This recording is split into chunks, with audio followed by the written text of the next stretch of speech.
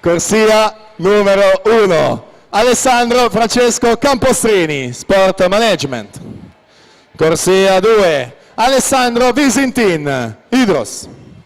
In corsia 3, Mattia Vianello, Sporting Club Noale.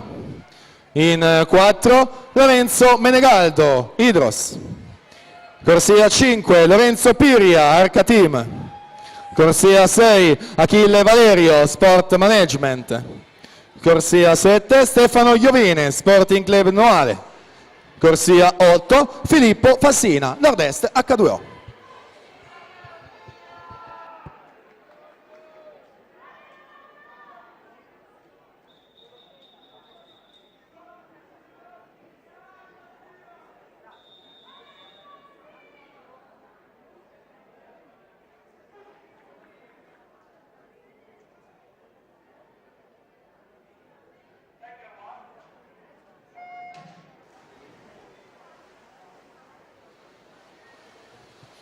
E allora in acqua con gli junior maschi, anni di nascita 2001-2002, record della manifestazione 2012 di Martino Lucatello, 53 e 25. Corsia 4, Lorenzo Menegaldo, 55 e 73, ha nuotato nelle batterie mattutine, si mette davanti ai 50, 25 e 79, Mattia Vianello 26 e 23, con Alessandro Visintin al terzo posto, 27 e 12, vicino anche Piria con 27-19, Valerio 27-39, insomma tutto da decidere per le posizioni del podio, situazione che non cambia in vetta per le primissime posizioni con Vianello sempre secondo e Menegaldo là davanti, arriva la vittoria per lui, chiude in 55 e 47, Lorenzo Menegaldo su Mattia Vianello 57-22, Lorenzo Piria